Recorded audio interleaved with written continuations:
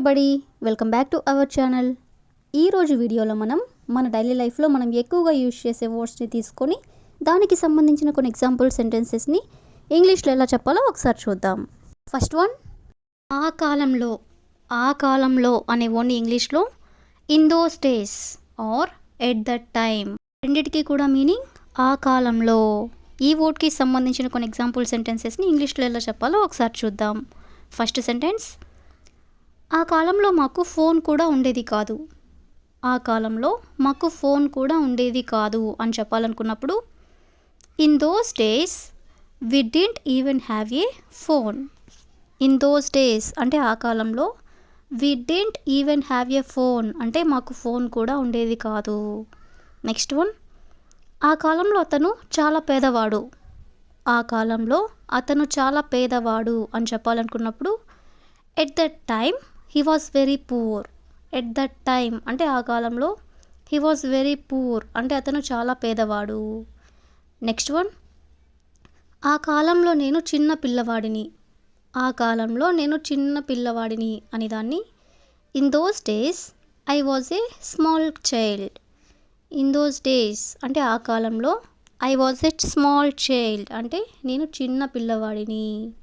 Next one, ఆ కాలంలో ఇలాంటి టెక్నాలజీ లేదు. ఆ కాలంలో ఇలాంటి టెక్నాలజీ లేదు అని చెప్పాలనుకున్నప్పుడు in those days there was no such technology. In those days అంటే ఆ కాలంలో, there was no such technology అంటే ఇలాంటి టెక్నాలజీ లేదు అని. నెక్స్ట్ వన్, ఆ కాలంలో వాళ్ళు చాలా కష్టపడి పనిచేసేవాళ్ళు. ఆ కాలంలో వాళ్ళు చాలా కష్టపడి పనిచేసేవాళ్ళు అనేదాన్ని in those days they use to work very hard. In those days అంటే ఆ కాలంలో, they use to work very hard అంటే చాలా కష్టపడి పనిచేసేవాళ్ళు. నెక్స్ట్ వన్, ఆ కాలంలో మా ఊరు చాలా ప్రశాంతంగా ఉండేది. ఆ కాలంలో మా ఊరు చాలా ప్రశాంతంగా ఉండేది అనేదాన్ని at that time hour village was very peaceful. At that time అంటే ఆ కాలంలో, hour village was very peaceful అంటే చాలా ప్రశాంతంగా ఉండేది. నెక్స్ట్ వన్, ఆ కాలంలో నాకు ఇంగ్లీష్ రాదు. ఆ కాలంలో నాకు ఇంగ్లీష్ రాదు అనేదాన్ని at that time I didn't know English. At that time అంటే ఆ కాలంలో, I didn't know English. I didn't know English అంటే నాకు ఇంగ్లీష్ రాదు. నెక్స్ట్ వన్, ఆ కాలంలో మేము కలిసి చదువుకునే వాళ్ళం. ఆ కాలంలో మేము కలిసి చదువుకునే వాళ్ళం అనేదాన్ని in those days we use to study together. In those days అంటే ఆ కాలంలో, we use to study together అంటే మేము కలిసి చదువుకునే వాళ్ళం. నెక్స్ట్ వన్, ఆ కాలంలో అతనికి ఉద్యోగం లేదు. ఆ కాలంలో అతనికి ఉద్యోగం లేదు అనేదాన్ని at that time he didn't have a job. At that time అంటే ఆ కాలంలో, he didn't have a job అంటే అతనికి ఉద్యోగం లేదు. నెక్స్ట్ వన్, ఆ కాలంలో బయటికి వెళ్ళడానికి కూడా భయపడే వాళ్ళం. ఆ కాలంలో బయటికి వెళ్ళడానికి కూడా భయపడే వాళ్ళం అని చెప్పాలనుకున్నప్పుడు in those days we were even afraid to go outside. In those days అంటే ఆ కాలంలో, we were even afraid to go outside అంటే బయటికి వెళ్ళడానికి కూడా భయపడే వాళ్ళం.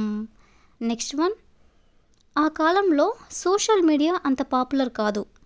ఆ కాలంలో సోషల్ మీడియా అంత పాపులర్ కాదు అనేదాన్ని in those days social media wasn't that popular.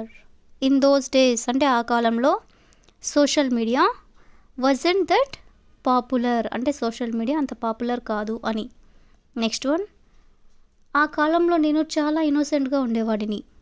ఆ కాలంలో నేను చాలా ఇన్నోసెంట్గా ఉండేవాడిని అనేదాన్ని at that time I use to be very innocent.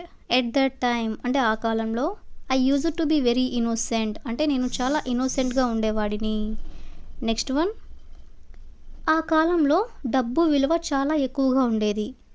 ఆ కాలంలో డబ్బు విలువ చాలా ఎక్కువగా ఉండేది అనేదాన్ని in those days money had a lot of value. In those days అంటే ఆ కాలంలో money had a lot of value అంటే డబ్బుకు చాలా విలువ ఎక్కువగా ఉండేది అని. నెక్స్ట్ వన్, ఆ కాలంలో వాళ్ళు సింపుల్గా జీవించేవారు. ఆ కాలంలో వాళ్ళు సింపుల్గా జీవించేవారు అనేదాన్ని in those days people use to live simply.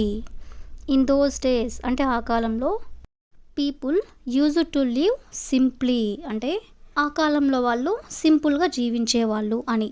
So ఈ విధంగా మనం ఆ కాలంలో అనే వర్డ్కి సంబంధించిన కొన్ని ఎగ్జాంపుల్ సెంటెన్సెస్ని ఇంగ్లీష్లో ఎలా చెప్పాలో తెలుసుకున్నాం కదా. So that's all for today. I hope you all like this video. Thank you for watching.